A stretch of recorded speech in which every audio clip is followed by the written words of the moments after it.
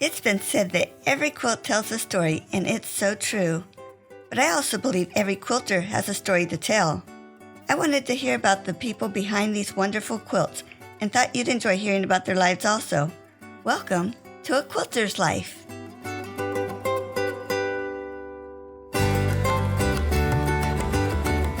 If you have a chance, you need to take a look at Ann Bench's quilts and sewing projects that are posted on her episode page at aquilterslife.com. Over the years, she has made hundreds of quilts. I think she probably has the largest sewing room I've ever heard of. What fun to visit with Ann.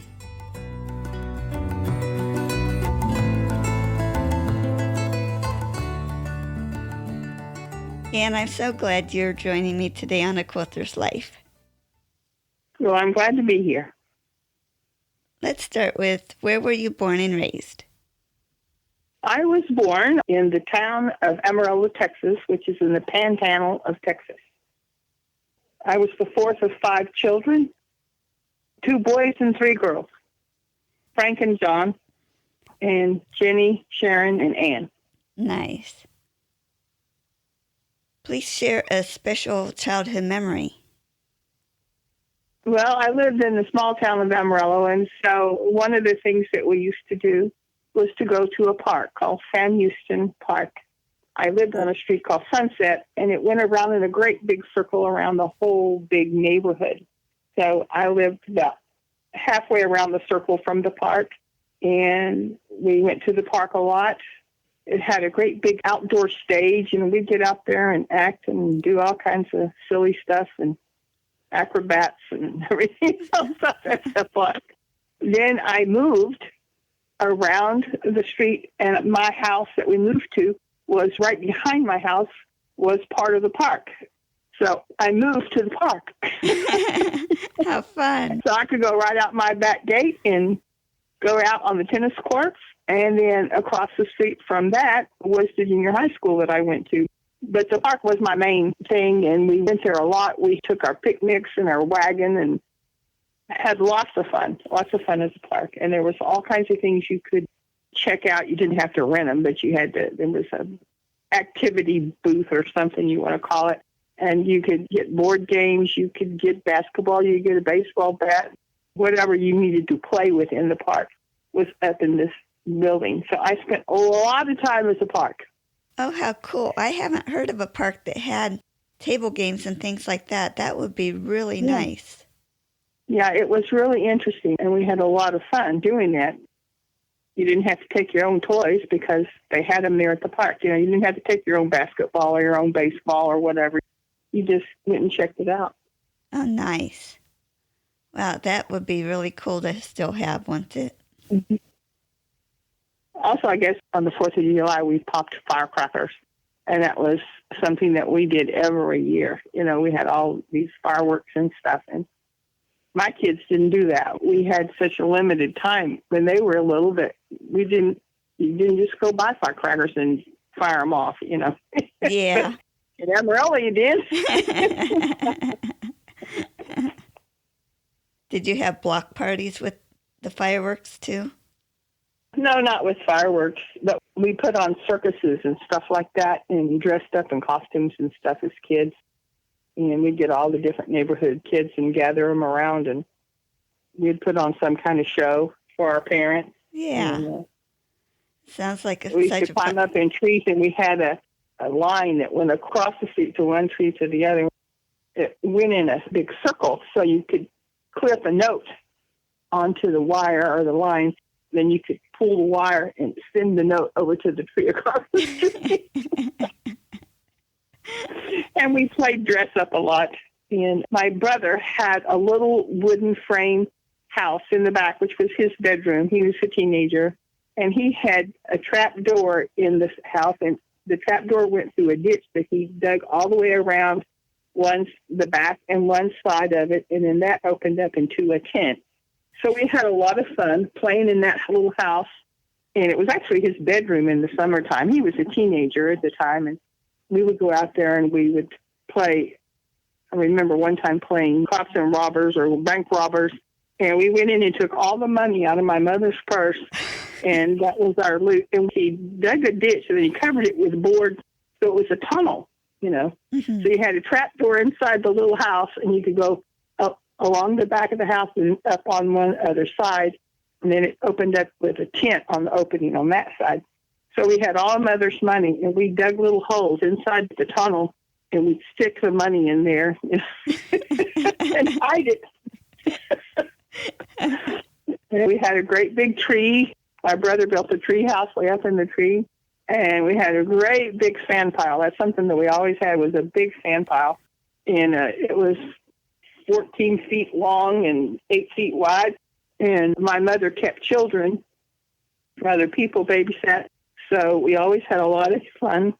And in the summertime, when it was hot, we would get a great big wash tub and fill it full of water, and we'd play in the water, and that was our swimming pool. We had a little short clothesline that was just the kids' height. So we helped hang out clothes when we washed clothes before dryers came in. Oh, wow. My two brothers and me slept in one bedroom, and the two older girls slept in the front bedroom. We had old Army bunks, me and John, but we would take turns with my older brother Frank and my younger brother John, take times getting to sleep in the big bed. There was a double bed and a set of bunk beds. So we would take turns. We had lots of fun when I was a kid. We did all kinds of stuff, rode bikes and drew with chalk on the sidewalk, a hopscotch thing, Mm-hmm. and put our roller skates on with our roller skate key. Yeah, and, so you didn't have the roller skates that were flipped onto our shoes. Yeah. Do they even make those anymore? I don't know. I had a pair of those when I was little. I live in a neighborhood now which doesn't have any sidewalks. So, because I kind of live out in a rural area, I don't see any little kids playing anywhere because the pieces of property are like 2.5, maybe, and some of them have 5 acres. So you're too far apart. Like right now, I only know my next door neighbor, and they're brand new neighbors. They just moved in. It's actually, I haven't ever met their two little boys that they have, but I met the mother and the father. So I've lived here 36 years, and the neighbors that I did know have either died or moved away. So I don't know anybody in my neighborhood. Oh, wow. But I don't see little kids out too much. Sometimes their older kids are riding their bikes or they're jogging, or going for a walk in the street. There's about 4 or 5 streets in this neighborhood, great big long street. And I'll see them, but I don't know any of them anymore. All the ones I knew grew up and moved away. Yeah. When we first moved here, my husband was a police officer for Houston, and he was very outgoing. And when we moved here, he knew all the neighbors. Yeah. And we had a golf cart, and he would go to and down the road, go see all these different people. And I met people through him meeting people, but I didn't get out and go knock on doors and say, "Hi, here I am." I did that to my new next door neighbor. But anyway, I don't know hardly anybody in my neighborhood at all anymore because the ones I did know moved away. Yeah. What a change from your childhood, huh? Yes. And then going back to my childhood, when I started to school, it was discovered that I was severely dyslexic. So I had a very hard time all the way through. Well, I still have a hard time spelling and reading. The dyslexia in me makes words jump out of the sentence or look different. Yeah. It makes the letters jump out of the words. So it doesn't always look the same to me. It also is kind of a memory thing. You don't remember how to spell something. Even if I would learn it, I'd forget how to spell it. So I still have that problem. I have to ask Jim all the time, how do you spell this? How do you spell that? And sometimes I get it right, but I'm not sure. So I have to ask somebody, how do you spell that? Yeah. So I use spell check all the time, and I don't like to read because it's so hard for me to read. So I don't read books. And a lot of times I don't read instructions. Gets me into trouble. And I used to watch TV all the time, but I don't watch TV anymore. I don't know when we've turned the TV on in our house. I think when the computer age came in and we had all the computers, well, then that's where I talk to people. I don't usually call them. I'm online talking to them.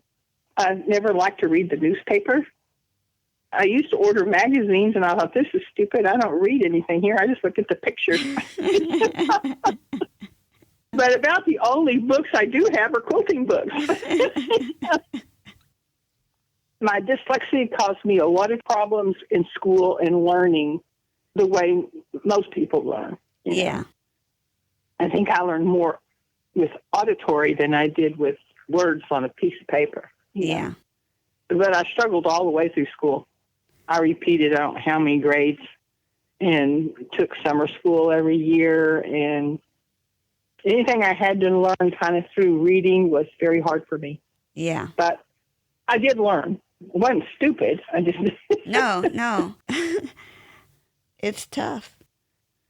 But learning to do something by reading is not the easiest thing for me. If you have a lot of pictures and a lot of diagrams and showing this or that, for me, quilting is visual. I can see how to do it. Yeah. And I can figure out how to do it without reading. But like if I'm doing a recipe for cookies or something, well, I've got to be sure I read it over 2 or 3 times, and make sure I've gone down the line and put the right amount of this in and the right amount of that in. Because I can't just accept the fact that I read it one time and I got it, because I didn't. Yeah. Wow. I moved to Houston in 1961. It was my first year of high school, and I lived in the Westbury area in Houston. And I went to junior high and high school in Houston. And then I had a really good friend in high school. She was my best friend, and she introduced me to her uncle. And I married her uncle and became her aunt. Wow. The day we met, Jerry was accepted into the police academy at Houston. So he became a police officer and was a police officer for 22 years. And then we went on to have 2 children, 2 boys, Kenneth and Rusty.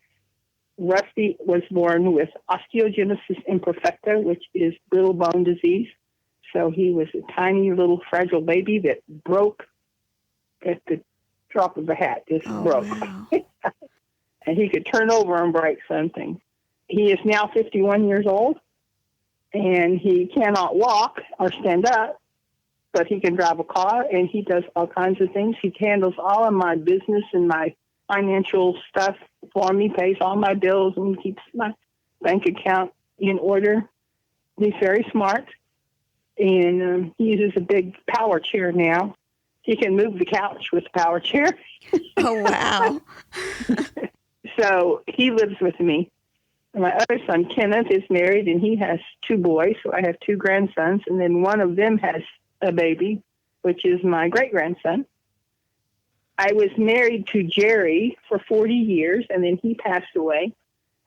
So I'm a widow now. I do have a boyfriend, but I'm a widow. I never went to college. Mm-hmm.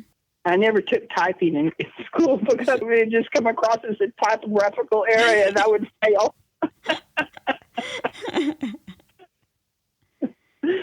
And I get tickled at sometimes when I spell things that it comes out wrong, and I think, what was I trying to say there? I can't even read my own writing.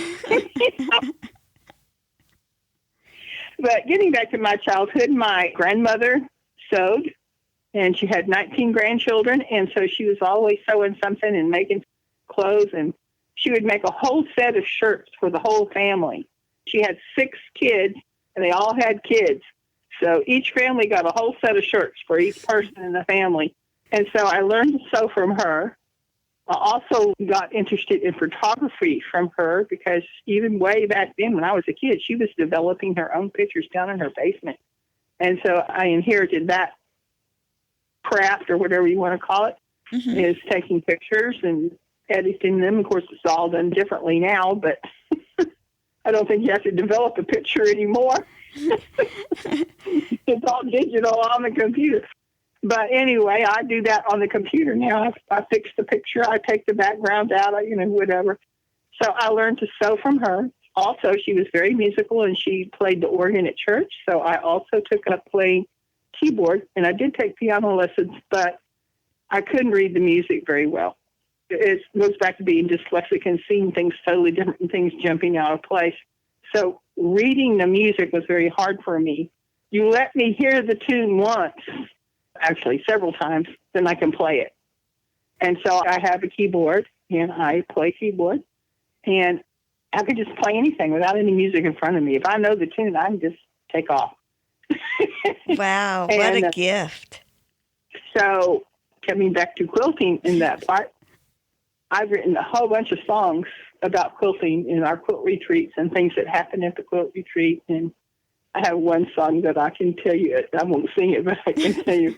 Well, it was about old June Norton killing Sunbonnet Sue in a quilt block. She murdered her. Oh, no. So I have a crazy song about old June Norton killing Sunbonnet Sue in a quilt block, and how Sunbonnet Sue came back to haunt her at a quilt retreat and did all kinds of things. But anyway, I used to write all kinds of funny songs and quilting songs and just songs about anything. And I write little kids' songs, too. I sing. My daddy had a beautiful baritone voice. He sang. We had a piano at home, so I did take piano lessons. Like I say, I could not learn to read the music because it never looked the same to me. Mm-hmm. And I just learned to, you play it for me, Daddy, and then I'll learn it. And so Dad would play it, or the music teacher would play it, and I would learn to play it by ear. So I have a lot of fun with that. And that's one of my hobbies, is writing little songs. I've written, I don't know how many little kids' songs. And my first grandson's name was Tanner, so I wrote a song called Rootin' Tootin' Tanner from Texas. So I've written all kinds of songs. I haven't professionally recorded them yet, but I do have some of them recorded on tapes and recorded on CDs and stuff. But that I just do at home. So anyway, my grandmother sewed, so I learned to sew from her. My mother knew how to sew, and then her sister and another cousin of theirs did sewing, and I learned a lot of sewing from them. And I can make just about anything. Anyway, I learned to sew at a very young age. I learned to sew on an old treadle sewing machine. That was the first machine we had. And then when I was 16 and in high school, I was taking sewing, and I was babysitting a lot, and I had made a lot of money. And I went and bought my very first sewing machine that cost $300. Wow. So that was a lot of money back then for a teenager to go spend on a sewing machine. And I took speech in high school, and so I had to do a demonstration speech, so I did it on my sewing machine. Oh, neat. And I got an A. That's where I got my sewing skills, ability, I guess, inherited from my family, my mother and aunts, and I learned to sew. And as far as learning to make quilts, when I moved to the house that I live in now, about 36 years ago, I was bored. I didn't know any of the neighbors. I wasn't doing anything. I wasn't keeping kids anymore. And I wanted to find something to do. And every day I'd take my son to school, and I'd go down the street looking to see what was out in this town, just getting used to the area. And one day my husband told me that they were having quilting classes at the library. They were free quilting classes. So I went to the library in Tomball and joined the quilting class. And I met all these ladies that were taking the class. And we wanted to have our lunch at the library, but they wouldn't let us bring food. So I said, we need to find a place where we can get together and bring our lunch and quilt too, Mm-hmm. Yeah. So we went to a county park, which is about half a mile from my house. And we met there for 20 years, and we became the Tomball area quilters, and I became the head honcho of the Tomball area quilters because I'm the one that got us to move over there. So I don't know over the years how many people we had join us at the park. We got new people all the time. And then I had to start taking care of my elderly mother, and she couldn't go with me to quilting finally, so I had to stop going. Well, then it kind of just fell apart. Everybody started leaving. And now we're trying to get it going again. Some of the people have moved away, but we're trying to get some people interested. And the only problem is that the park building, their bathrooms are out of order, and we don't know when they'll ever be fixed. We could still use the room, but if you have to go to the bathroom, you got to get in the car and go down to the filling station to go, and that's kind of inconvenient. So we haven't been able to get too many people interested in coming. We had about 10 people come the other day, but we met on Thursdays, every Thursdays for like 22 or 3 years at that park building. And we had a large number of people on our list. You know, they didn't always come, but they would come now and then at least, and some of them came every Thursday. And we would do all kinds of quilting projects, and like every month we had to make a quilt block. I would usually be the one that decided, okay, we want to make a grandmother's fan this month. So everybody make your grandmother's fan. You can make it with, I give them the rules. You can make it, it has to be red and white and blue, or it can be any color, whatever the rules were. I would tell them what to do. And so then we would all turn in a block, and then we'd put our names in a drawing, and we would draw a name, and whoever's name we draw got all the blocks. Oh. So I won quite a few times, you know, over the years, you know, and everybody else won quite a few times too. So that was fun. Then I started being the retreat planner. I went with my mother to a place called Harambe Oaks Ranch, and she was meeting her sister there. And I don't know how they found it, but that's where they met up. And they were staying there, and I got familiar with Harambe Oaks Ranch, and I came back and I said, you know, girls, I went to this place, and it's a great place to have a quilt retreat. Both buildings have a great big room where we can set up tables and sew, and a bunch of us can go. So it had hotel rooms with 3 twin beds in each room. So it would hold a lot of people. So we started going on quilt retreats. So I became the retreat planner every year, and I would take suggestions from other people. And on the way, we do our quilt shop hops, you know, and go from quilt shop to quilt shop. We just had a great time, you know, and we would decide what we were going to work on. At the retreat, everybody was supposed to make a certain block, whatever block I decided. And then again, we would pull a name out of the hat, and somebody would win all the blocks. So had a lot of fun doing that, and had a lot of people participate going to the retreats. And then we went to a couple of other places. One of them was Mo Ranch, which is owned by the Conoco Wool Company. And one of them was the Harambe Oaks Ranch. And then when my mother got sick and I had to take care of her, then I had to kind of stop doing all of that because I had to take care of my mom. Mm-hmm. So anyway, as far as employment goes, yeah, I did childcare. My mother did childcare in our home. She kept kids, and I helped her. And then I babysat all my teenage years. And then when I got married and I moved into a house and I had 2 kids, I started keeping the neighborhood kids. I would keep 6 to 10 kids 5 days a week for 20 years. Wow, that's a lot of kids. And I started babysitting when I was about 10 years old. Also helped my mother at the church nursery. And then when I got married and we started going to church, well, then I became a 3rd grade Sunday school teacher. So I was still with kids. Mm-hmm. I haven't kept kids in this house. I didn't start keeping any kids when I moved here 36 years ago. Well, I had 2 grandsons that I kept every once in a while, but I didn't keep them every day or anything. Mm-hmm. And I have a great grandson that I don't get to see very often, but so I don't keep him. So I don't keep kids anymore. Yeah. And now I live in Magnolia, Texas, which is near Tomball. And how did you get there from where you were before? Well, I moved from Hidden Valley in Houston to the address I live in now. Mm-hmm. And I've lived here since 1985. My son, Rusty, who is the one that has osteogenesis imperfecta, or brittle bone disease, if you want to call it that, he lives here with me. He was married for a while and on his own, and he can drive a car. So he has a car that's equipped for him to drive and has a ramp and everything, so he could. And then I have another young man that lives with me that has the same bone condition. Now, Izzy is from Nigeria, And he came to the United States to have surgery on his legs when he was about 16. And then he wanted to stay and go to college. And so he did.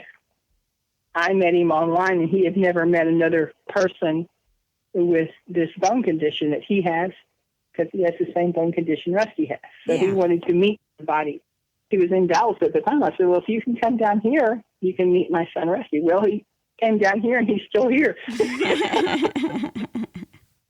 And they help a lot. So that's what the living situation is here. I do have a boyfriend also living here right now because he broke his leg to begin with, and his house wasn't too wheelchair friendly, and mine is, so he was having to use a wheelchair. So he's still here, and now he needs surgery on his knees. Oh, no. So you kind of covered who introduced you to quilting. Yeah. I don't remember as a child having a quilt. I just called it a blanket. Yeah. So I don't remember ever seeing anybody make a quilt, but they introduced me to sewing. And I make clothing. I make all kinds of other stuff, curtains. And I have one aunt that had a drapery shop, so she introduced me to draperies when I was a teenager, and I could learn how to make draperies properly. That was my mother's sister. And my grandmother sewed everything she can imagine. There's just a lot of sewing in our family. And I don't remember ever seeing anybody making a quilt growing up at all. I was totally new to actually making a quilt until I moved here 36 years ago. Mm-hmm. Since that time, I've probably made over 100 quilts, or I'm going to say 100 quilt tops. And some of them got quilted. And I'm in my sewing room right now. My sewing room used to be a 2.5-car garage. So it's a big room. And I had this whole room to myself for the longest time. Well, now my son moved in, and he's taken up part of it, and my boyfriend has another part of it, and it's a big mess. And I keep thinking I need to make a quilt. But I don't need any more quilts. I've got a whole stack of them over here that haven't even been quilted yet. So why do I want to make another one? And then also, this sounds weird, but all the quilts I've made are either hanging on a wall or hanging on a quilt rack. I have one room that has a quilt on the bed. And I don't even sleep with a quilt.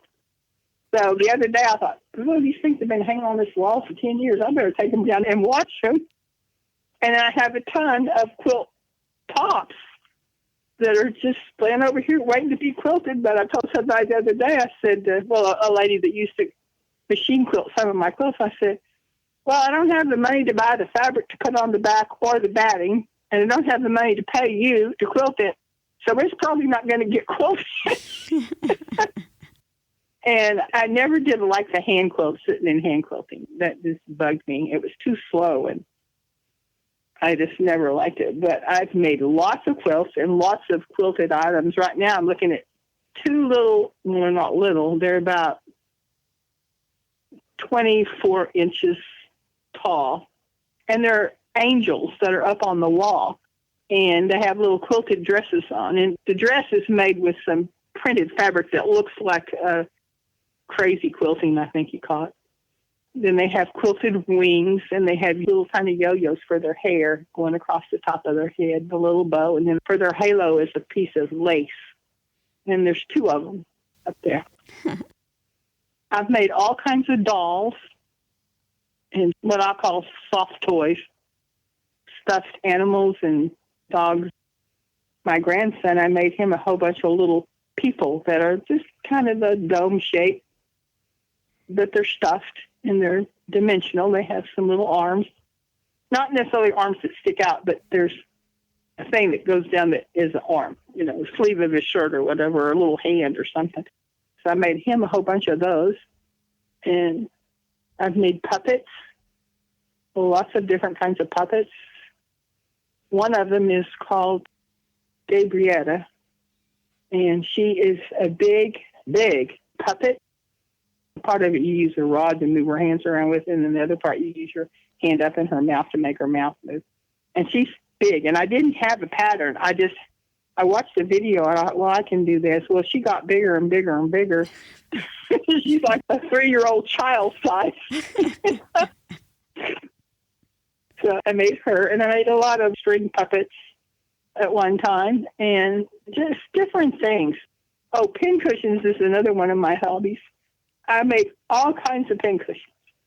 And I'm looking at them right now. I have a bunch of them up on this shelf across on my desk. And like there's a spool of thread and then a round, puffy pincushion pillow that has a dowel stick in it, and it sticks down into a spool of thread.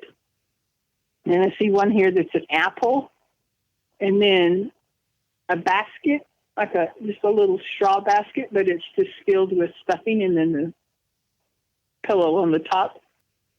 Yeah. And did you also make some Christmas ornaments? Oh, yeah. Yeah. And I was also into ceramics. I had a friend that did ceramics before I moved here, and I went down to her house. She says, well, you want to do some of these? And so I was painting stuff for her. She says, well, here, why don't you just do some of your own? And we would even pour this stuff in the mold to make the different little ornaments. So they're all ceramic. Every year I'd make different, not ceramic, but different Christmas ornaments for my tree. This past year, I made little angels. I'll call them quilted angels. They're about 5 inches tall, maybe not quite that tall. And they're just little quilted angels. They're all different. Then I was in the Red Hat Society, and I wanted to make something there for everybody for Christmas. So I made these little dolls, but they're also pincushions. They're just a round circle of fabric. That's the body. And you gather that out and stuff it. And then they have a little wooden head and some little sleeves with a hand on it and a base on it so that it stays sitting up. And it's just a cloth little doll that's a doll and a pincushion. And they all had red hats. And I ended up making me some more. I made about 60 of them for the Red Hat Society girls. And then I made me some more, almost as many more, to put on my own Christmas tree. So I haven't made any other Christmas ornaments lately, other than the little angels. I made angels to give as gifts and stuff. On the quilting line, sort of, I made a whole bunch of pot holders this past year. Made pot holders, sleep masks, and zipper bags, what I call it a zipper bag. And it's a kind of a pyramid-shaped bag, but it's elongated. It goes up to a point at one end and down flat on the other end, and then the zipper is down the middle, and I put a little handle on it. And I've made a whole bunch of those, and I use them for everything. I got makeup in one, I've got sewing stuff in one, I got medicine in one. Also looking at some little birds I made, a whole bunch of little birds I made to put on Christmas tree one year. They're just little stuffed birds. They're about 6 inches long, and they're made of fabric.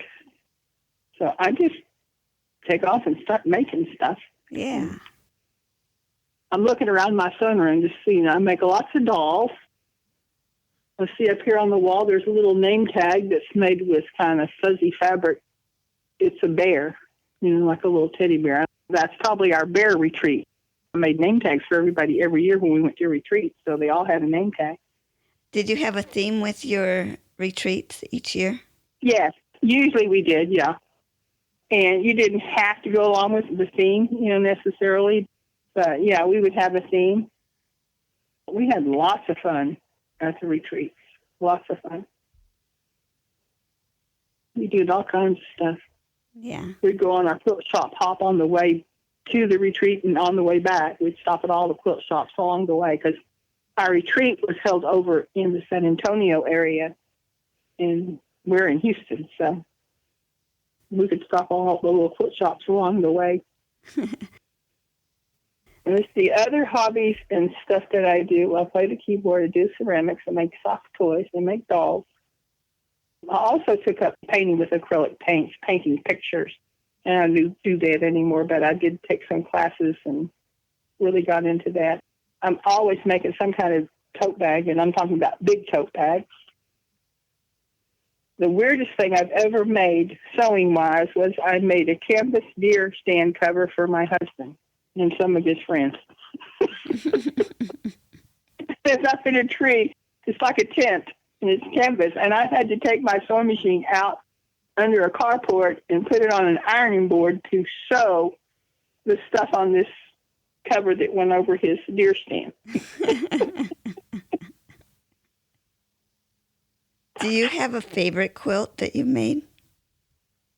Yes, it hangs in my entry hall in my living room, and it's red and white. And I got the pattern out of a book, I think, called the Hidden Block Quilts. And it's where you take a quilt block and you change some little something in that block several different ways. So if you looked at the blocks really closely, it has a part of the block in every block. And it makes different blocks, but they still have some of the same components in the block. But it's red and white, and it's very pretty. And it's probably the most expensive quilt I ever made because I had to have somebody quilt it for me, and I wanted them to custom quilt it.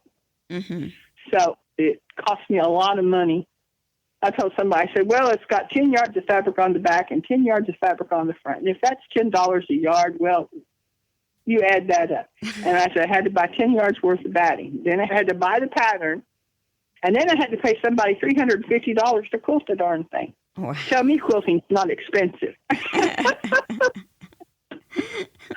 And it doesn't even go on the bed. It just hangs on the wall. Most of my stuff hangs on the wall. I think I have, my guest bedroom has a quilt on the bed, and it has one folded over the footboard, and then there's 2 or 3 on the wall. So that's the quilt display room in there. Yeah. And I have a little doll that's sitting and quilting. She's got her little quilting frame, and she's hand quilting the quilt, and her quilt is spread out across her lap. And then I made her and lots of other dolls, but not necessarily quilting dolls. Yeah, that sounds really cute. Is there a tool that you really like using when you're doing your quilting? Well, you know, your average quilting tool, you got to have a rotary blade, and you got to have a cutting mat and rulers and a sewing machine. So those things are what I use to quilt with, and a good pair of scissors. I think I went scissor crazy. Not very long ago, I think I went to Walmart, and I bought a whole package of just cheap scissors so I could have them here and there in the house, and, you know, not necessarily to sew with or anything, but I saw a thing on Facebook, and this lady had a whole rack of scissors in her sewing room, and I thought, well, why am I laughing at that? I probably have twice as many. And I have a lot of rulers, a whole bunch of different size rulers. And looking around in my sewing room right now, I've probably got a whole bunch of blocks of the kaleidoscope pattern. And all the blocks are different colors, but the basic background is black. And I have never put those blocks together. They're just sitting there in a pile, ready for me to sew them together. I got lots of unfinished projects. Yeah. Another quilt hanging in here is a quilt that looks like fall leaves. It's got some dimensional parts that stick out, and they kind of all interchange and mix with each other, and they kind of stick out, you know, 3D effect. And then I have a quilt that we did at the quilt retreat. We had a tea party quilt retreat. It has all kinds of tea party. Everybody was supposed to make tea party blocks, just small blocks. It's got a hand with a white glove on it. It has a clock, 2 o'clock tea, and it's got little teapots and tea party hats and teacups and just all different things like that. Oh, in my sewing room, this is an interesting thing in my sewing room. When I converted this garage to be my sewing room, I decided I wanted to put a border around the top, and I was making 6-inch blocks to go around the room. Well, that takes a lot of blocks to go around a 2.5-car garage. And so one of my friends told the other quilters, said, everybody, it's going to be Ann's birthday next month or whatever, and she's trying to make enough blocks to go around the border in her sewing room. So they made blocks. So the border is 6-inch blocks, and they're separated with a little strip of blue. Well, 2 of the walls are blue, and 2 of the walls have kind of a red fabric between each block and bordered. It goes all the way around my sewing room. Wow. I got tickled. This friend of mine, her mother comes over, and she says, and what does this mean? And she's looking up here at this border. I said, that means I have a whole bunch of friends that made me all these blocks. I've known a lot of quilters over the years. I mean, hundreds of them, because we just keep getting new quilters, and I haven't met any new ones lately. Oh, yes, I did, because we used to meet at the park, and we don't meet there anymore, and we're trying to get it started again. Well, I went the other day, and there were about 5 or 6 of our old members, and then maybe 4 or 5 other people that are brand new to me, and I was just meeting for the first time. So I still meet new quilters. Mm-hmm. I think the quilt I wanted to try to make is the puff quilt. Oh, I haven't made one of those. I haven't made one of those either, and I made one little puff so far just to try it out. But I've got all this fabric. What am I going to do with it? And it's just, I need to give it away or something, because I'm not using it for anything. Like for Christmas, I made everybody a sleep mask, everybody a face mask, everybody pot holders, and everybody a zipper bag. And so everybody got all the stuff that I made. I made pot holders out of some fabric that's actually drapery fabric that I had gotten from my cousin when they went out of the drapery business. Well, he sent me all this fabric, and he sent me, I will never, ever, ever run out of thread, because they're big spools of thread, commercial-sized thread. And I have hundreds and hundreds of spools of it. It is weird.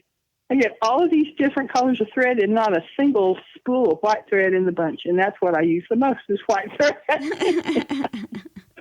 So I had to go buy white thread, and I laughed, because here I had 800 big spools of thread of every color. Except for the one you want.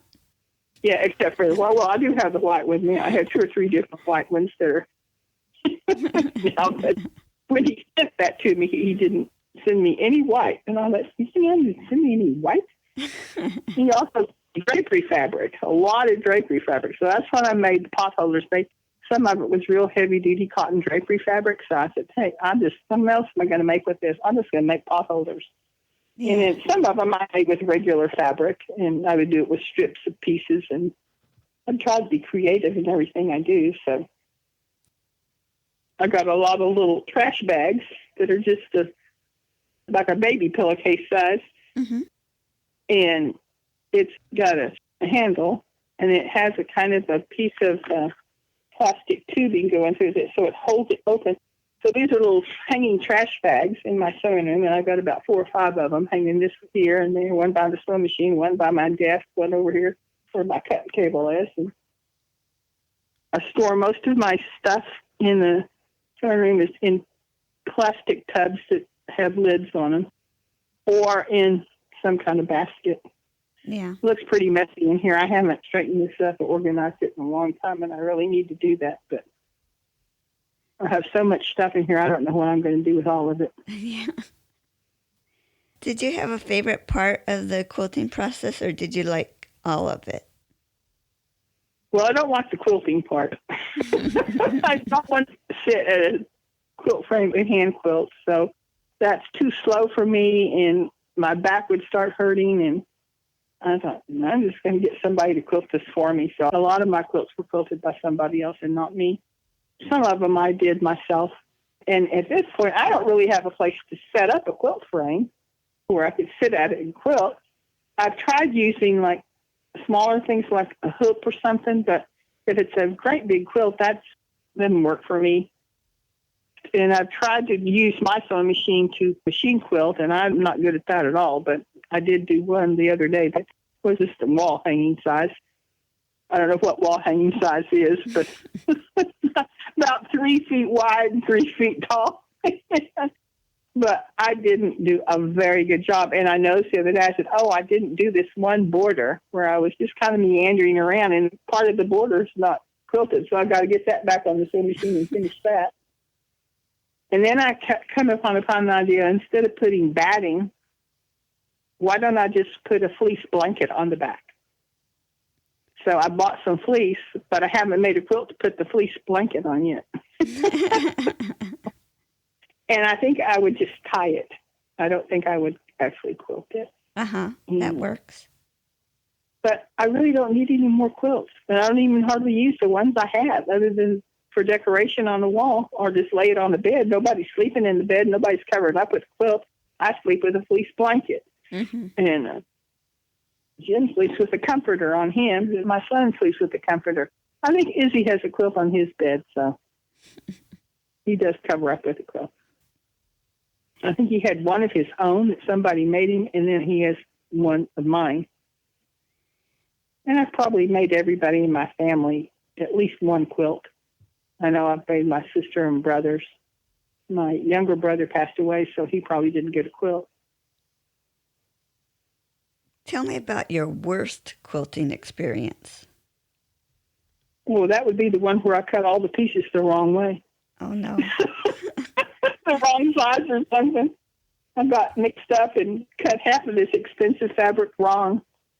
I was supposed to be cutting 4.5 inches, and for some reason I switched over to 3.5 inches, something I couldn't make bigger. Yeah. And I thought, and I'm going to have to go back and cut all this over again. And I think I just put that in a bag, and it's probably in my sewing closet somewhere. I've made lots of quilts in lots of different ways, different patterns and stuff. And like this one that's black with a whole bunch of little interlocking pinwheels on it, I'll call them. That one was kind of tricky, and I spent a lot of time, and there's a lot of blocks. That's another thing. I get to making blocks, and I forget how many I need, and I make more than I need. You know? I guess that's better than not making enough. True. Oh, here's another story about my mom. She would sit and knit, and she would just knit a strip of fabric that was about 2 inches wide. It'd be real long. I said, "What are you making, Mom?" She said, "Oh, I'm not making anything. I'm just knitting. You know, she'd sit here in the sewing room with me because she lived with me for 7 years. Uh-huh. She'd be in here and she'd just be knitting. I said, "Mom, I need you to make 50 strips like this." And she said, 50? I said, "Yeah, you can do that. You've already made 10 today." And so we took the little strips that were about 3 feet long, and they're about 2 inches wide, and I rolled them up real tight, tied a piece of yarn around the outside, and they're a pincushion. And this one is stuck on the top of a spool. We used to have thread on it, a spool of thread, and then it's glued into a lid of something. So that's the base of the pincushion. And it makes a great pincushion. The pins go in so easily, and, you know, it just worked great. So we made those to give to all the people that went to the quilt retreat that year. That's why I wanted her to make so many.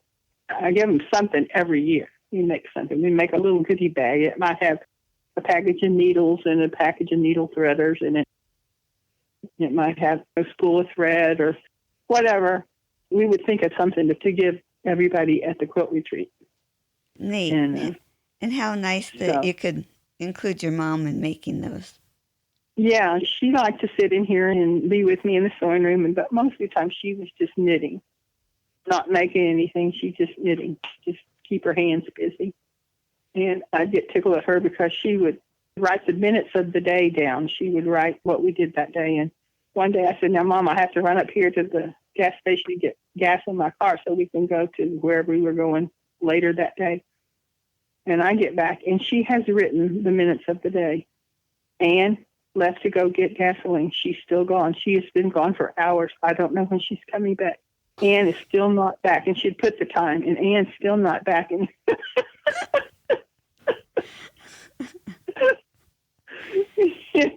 oh, she was so funny. And she would get so mad at my husband. And one day she's trudging in with her walker, and she is so furious. She's, that man makes me so mad. Well, I knew she's talking about my husband. So I said, "And what did that man do now?" She said, "He said I can't wear this to Walmart."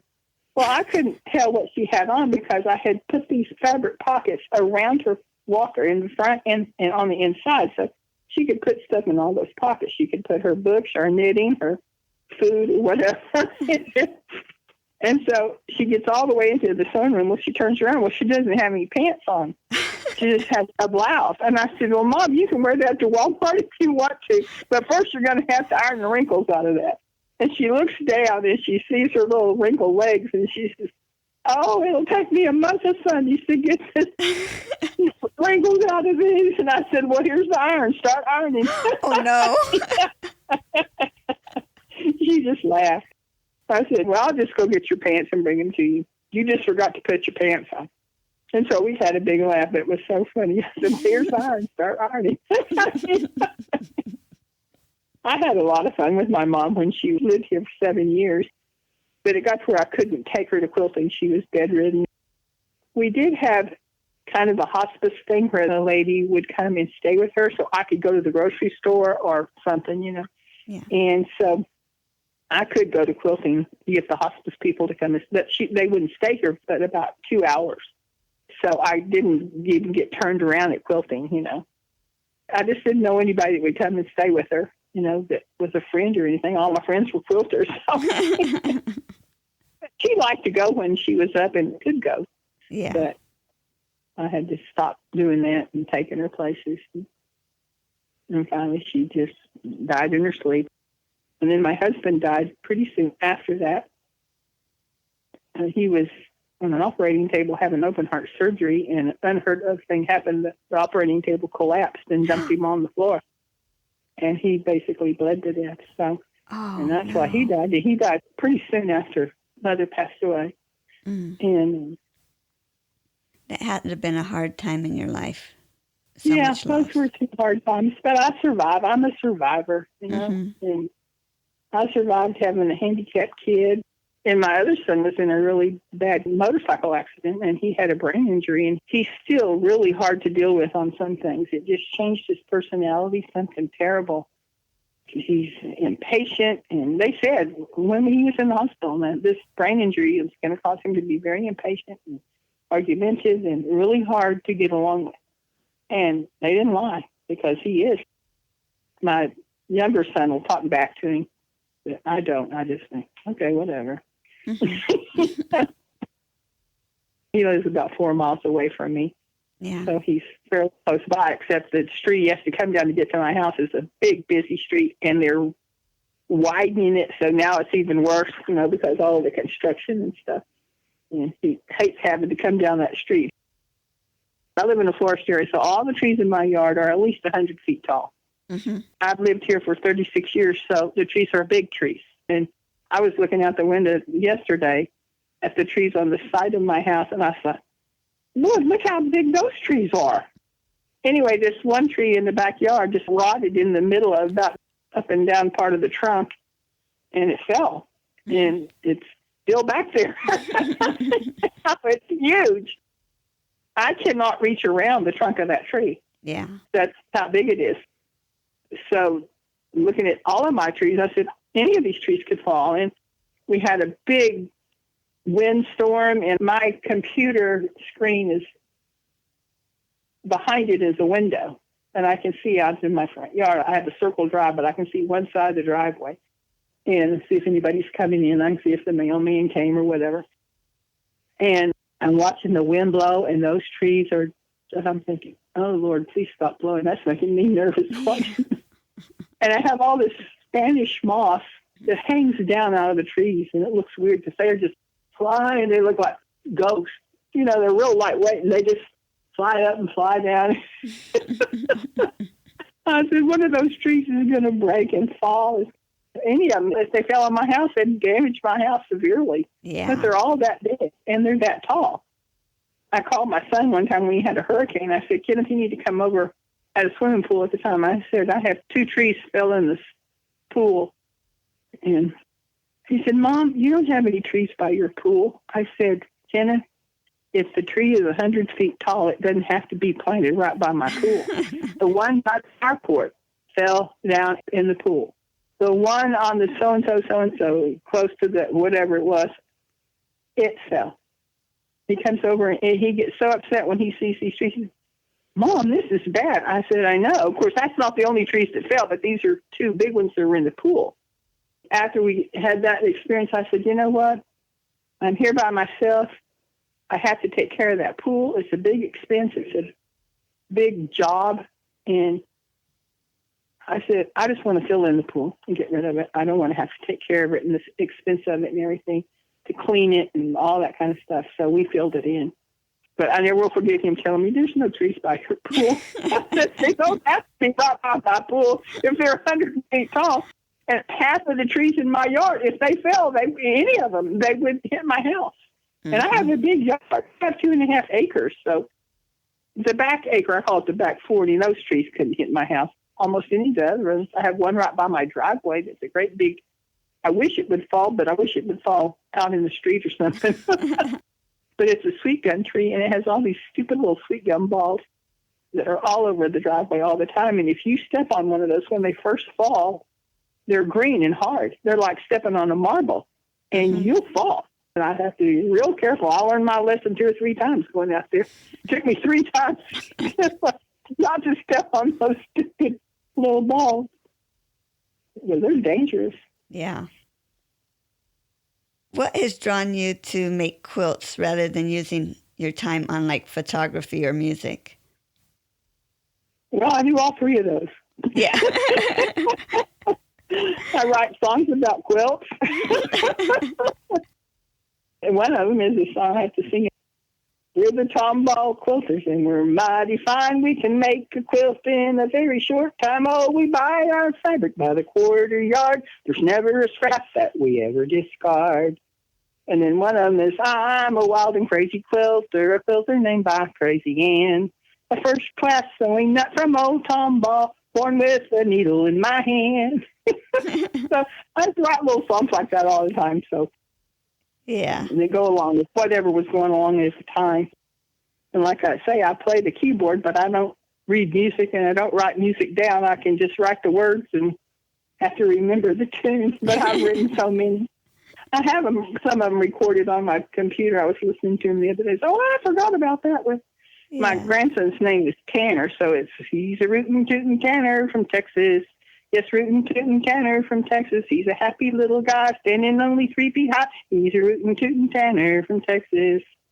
Rootin' tootin' Tanner. He's not from Alabama. He's rootin' tootin' Tanner from Texas. Anyway, it goes on and on. It's about Tanner. And then there's one about Ryan, but it's not as cute. It's a little lullaby telling Ryan to stop his crying and go to sleep. I've probably made up and written down 300 or 400 songs, so I do have fun with that. What's a quilting tip that you would share with others? Measure twice or 3 times before you cut.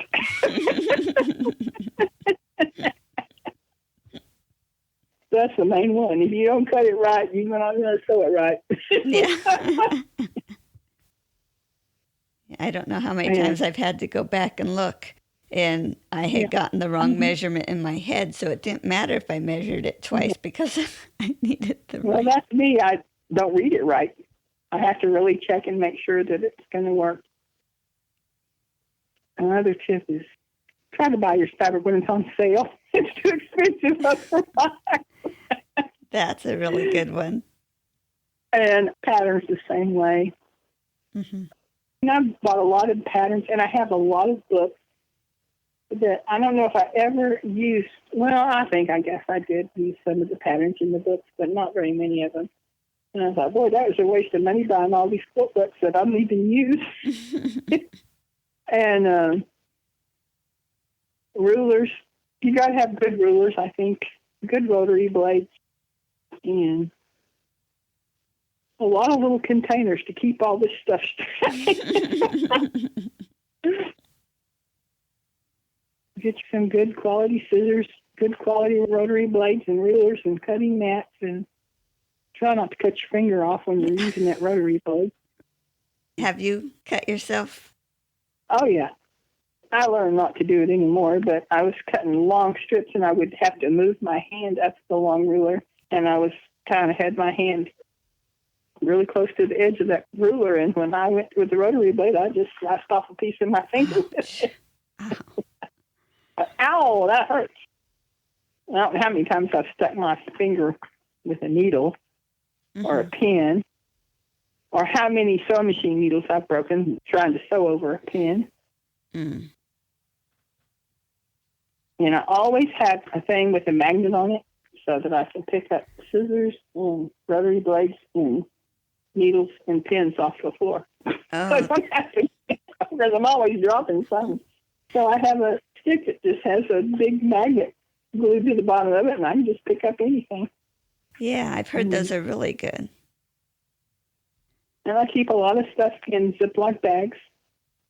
Parts of quilts are in Ziploc bags in a box. The storage box, I don't know, they're sterilite. You get them at Walmart. I guess you can get them anywhere, but they have lids. Most of them are all the same size. They might be different colors. And they stack up easily. Yeah. Is there anything else you wanted to share with me that you wanted people to know about yourself or about quilting? Well, I just sang a song. I'm wild and crazy. They call me Crazy Ann. And all my quilting kids, oh, there's Crazy Ann. Another quilting tip is to make sure you buy enough fabric. If you don't buy a big enough piece of fabric for your back or whatever, you're going to be in deep trouble. Yeah, you mentioned buying your fabric on sale, but buying enough of it's another good. Yeah, buy enough of it. You know, you can always use an extra 2 yards for something later on. Just in case you make a mistake, you might have to have a little bit more. Yeah. Well, thank you so much for spending this time with me. I so much enjoyed it. Okay, you're welcome. And come back in 10 years, and I'll tell you 10 more years of adventure. That would be great.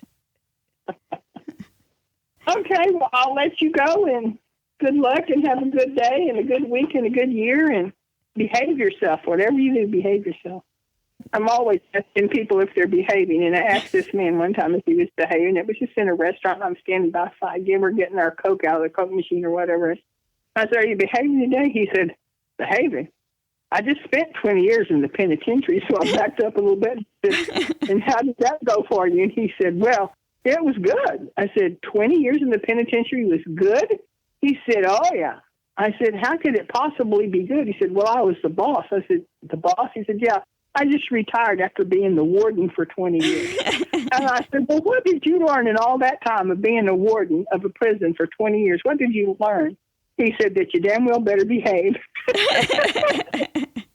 I just asked him if he was behaving. And I'm always asking, I'll ask little kids and they don't know what the word behaving means. I said, are you being good? And then they think I'm getting ready to tell their mother something they did that she doesn't know about and they're going to get in trouble. And they kind of shut up. They don't. And I say, are you behaving? Well, are you being good? And then they get suspicious. Why is she asking me that? What is she going to do? But that was the funniest one, and he said that you damn well better behave. That's great. Okay, well, I'll let you go. Okay, well, thanks again. Bye-bye.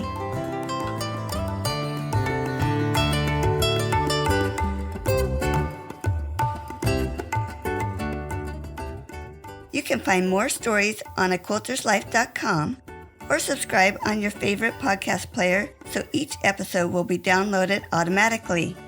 Also, I want to hear about you and your wonderful quilts.